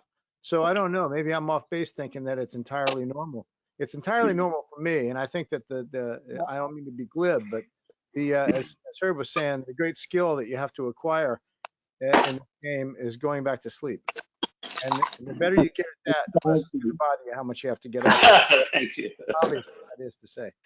Okay. The other very quick question I should ask is, there was a lot of discussion today about enzalutamide, about stopping it abruptly. Does that apply to bicalutamide also? I don't know. The discussion that we had about enzalutamide was not really about enzalutamide. You may have caught about what we were saying is when you take abiraterone, you have to take prednisone with it. And when you stop the abiraterone, you have to wean off the prednisone and not stop it. Oh, wean off the prednisone. Okay. Okay. That's what we were talking about. Okay, thank you. You don't have to worry about that with any of the eye drugs. I just want to go back to Dr. Mark for a second and just ask him what his take is on using ibuprofen. Unfortunately, he left. I think he just left, Rick. He just signed off. He left. Okay. So, I mean, I think most docs will tell you you don't want to use high doses for a long time because then you've got problems. But acutely, the things that are acute, lower doses, just be aware that you need to use it with food. Thank you. Okay. Pang, how are you doing? Yes, thanks. I'm okay. A quick update. I visited my doctor today in Mount Sinai. Out of my expectation, and there's he arranged me to see a urologist for a biopsy, and also follow up with Dr. Stock for what he right here is a definitive radiation on prostate. Just because the insurance didn't approve what he tried for the PSMA scan. There's shows of metastases, but the conventional scan and bone scan shows it's clean. So the suggestion to treat the primary tumor with radiation. Today, I guess he found out when he opened up the screen when I was there in his office. There's no proof. The FDA, I mean, there was just no proof, and I can get it. And then I guess he rewrote it something like The PSMA I got is from China. The biopsy I got is from China. Those are, I guess that's his way of saying things. Hopefully that I will get approved for the radiation to the primary tumor, which I don't know yet. But once I left today in the afternoon, I got 2 calls individually from two offices. One is Dr. Stark's office for the radiation. One is urology office for biopsy. So it seems so efficient. It's out of my expectation. At the same time, I have a upcoming visit from Dr. Abida. That's this coming Friday. I noticed from my MSK portal, he already set up an interview with a radiation oncologist a month from now. His name is Daniel Gorovets. It's a very young doctor. I guess, it will come to a time I'll have to decide which radiation oncologist I'll go. But so far, I still don't know. It's still up in the air. Yeah, that's my. Didn't Stock say that he couldn't treat you? That's what he said. Well, that was 2 months ago. Dr. Tall referred me to his office, and after reviewing my record, he said he couldn't give me the right or the kind of treatment he wanted to give me because my insurance, because doctor's notes, because Dr. Tall's notes. All right, so I went back a month later in an appointment with Dr. Tall. Stated what Dr. Stock said about his note. He said, well, he will rewrite it because he will write the 2 bone scan and the body scan, conventional scan in Mount Sinai is clean. And that was a month ago. And today, and he checked, there was no approved. So he rewrote, I guess he rewrote something like, because the PSMA was done in China, the biopsy was done in China. So none of the major tests was done in Mount Sinai. And the only test, the treatment rely on so far was the 2 tests done, major tests were done was in China. So he was saying, since I'm stable and seems like the PSA is keep dropping on Lupron and Zytiga, and I guess he seems to gear up to he wants this to happen for me. That's what I feel. After I left his office in the afternoon, I got 2 calls from 2 separate offices. One is for a biopsy, one is Dr. Starr's office. But I guess, that's actually the meeting is 2 days from now. AM for the biopsy from the urologist's office for the biopsy, PM for Dr. Starr's office. I guess I will find out what I will get from Dr. Stark's office. Well, it sounds like things are moving, Ken. That the last we heard was that the insurance wasn't going to approve it, and now you've got 2 calls. So I think I look forward to hearing the result of all of this. But I mean, keep pushing. Yeah, it does seems make sense. Persistence makes sense. Right. Great. Yeah, I guess I will be running into a difficult decision whether to go for a young doctor from MSK for the radiation, or I guess a veteran doctor, a radiation doctor from Mount Sinai. I mean, I would condition it on what kind of radiation they were going to give you. If Yes. I remember, they would not, you were hoping to get SBRT and they wouldn't approve it. But if one of these docs, even if it's the young guy at Mount Sinai giving you SBRT and the other guy says IMRT, I'd go with the young guy. Yeah, that's what I think. I'm thinking at the same. No. I'm thinking the same. Herb, you said the wrong way around. The young guy is at MSKCC. Dr. Stock, who offered the 3D conformal, is at Mount Sinai. And I think the point I'm making is don't take the 3D conformal. Right. That you need, as a minimum, you need IMRT, and preferably you need SBRT. Okay. Correct. Yeah, I guess that would be that decision will be made based on what treatment they will give me. If they all gave me the same thing, and then it would be difficult to make a decision whether stay with. Well, if they're all giving you the same thing and it's not the optimal treatment, you've got to sort of reform the battle line and see how we get you the right treatment. Yeah. I've heard a few too many stories about this Dr. Stock talking about insurance coverage.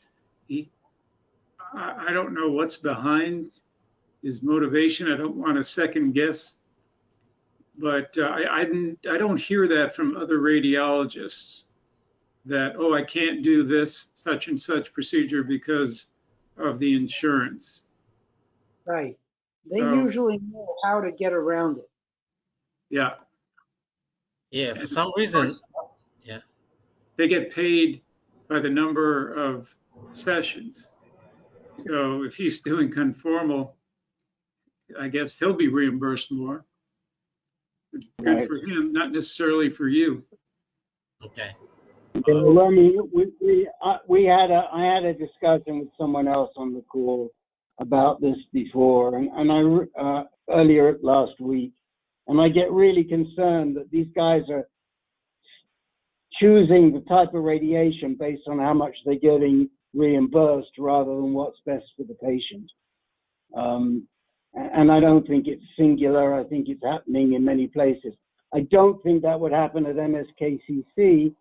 From my understanding, Dr. Stock has an independent practice outside of Mount Sinai. I don't know that for sure, but that's what I'm being led to understand. Yeah, to answer that, Rick, I think you might be right, because when I asked Dr. Stock's office if I would be able to see the schedule on my charts in Mount Sinai, I said, oh, we are a separate system, so you won't be able to see it. So that's probably what you're saying. He's probably an independent provider. Yeah, and I mean, Ben, do you know what the situation is for radiation oncology at Mount Sinai? No, I really don't. But I can tell you this, I went to Stock for a consultation after I was diagnosed with bone mets. And, oh yeah, sure, I can hit all of them. And it's, it was like, oh, it'll be nine shots here, 4 over here. And, then I went to Zalewski at MSK, and he said, Yeah. no, you're better off on ADT, darolutamide, than any radiation. So his call turned out to be the right call for me. Right, and we should add that Zalewski is a radiation oncologist. Yes, and Stock also. I asked him, well, why not SBRT? Because he was just like with Kang, he was talking about old technology, and he brought up the insurance issue again. So. My feeling, if it were me, I wouldn't be making myself crazy running around. I would probably stick with what's going on at MSKCC or ask for a referral to a different RO. Okay. Yeah. I will be seeing Dr. Abida Friday. I'll bring this up, you know, and see what he has to say. If the young doctors from MSK, like Herb said, if they could have the image-guided radiation or SBRT, you know, I would definitely go with the procedures that seem to make more sense. Yeah, and I just want to say to George Degnan that, you know, we're talking about radiating the primary here, George. This is another issue.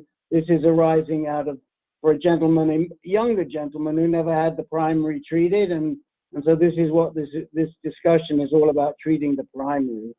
But I have some real concerns that these doctors who are not part of centers of excellence are not prescribing what is best for the patient. They're describing what's best for their pocketbook. And the only way we can stop that is by making our patients aware, and then the patients make the choice.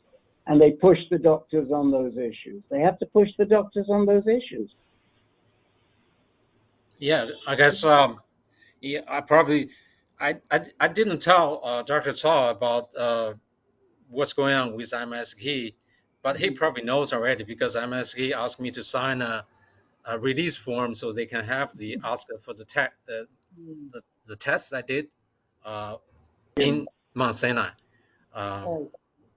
Yeah, but it's getting late, and I want to thank everybody for staying on. And I have one more person who needs some time. So, Pang, please keep us informed, but keep pushing. All right, we'll do. Thanks, Herb. But Julian, tell us what's up. Well, last Thursday, I completed my 23 treatments of pelvic area radiation, and I'm done for a while. Now I was waiting to see what the next results will tell me. So I'm pretty happy about it. My side effects are somewhat minimal. So I thank God for that. That's great. And Julian, you rang the bell, did you not? Oh yeah, I rang the bell. It was fun. Yeah, I mean, I had a good team. They kept me straight. You know, I had to have a full bladder every time, and you know, I got that down to a fine art at the end. Well, I'm glad it's done, and hopefully we'll see some results. Yeah. Not instantaneous. That's what we all do. Yeah, I see the oncologist in a month, and then my urologist in 2 months. So we'll see. I'll let you guys know, but I'll be tuning in and see what's going on here. Keep up. Yeah. Okay. Well, I thank everybody tonight. Is there anybody else I missed? I don't think so, and it's getting late, but if anybody has something to say, I'm here. I just want to say two quick things. If you didn't read the reminder, there is an opportunity for a survey that pays up to $320 for 4 hours of your time, and an additional $320 for your caregiver, and your caregiver can apply without you. The criteria appears to be that you have got high risk or recurrent disease, and you've been through 2 treatments or 2 drugs. It's a little wishy-washy, but I'd encourage you, if you're interested, to apply if you've had at least 2 treatments, and they desperately need caregivers. So it's easy money. Jake, and you and your wife, there's $640 there. If you're interested, fill out the form. The other thing I wanted to mention is that make sure you book August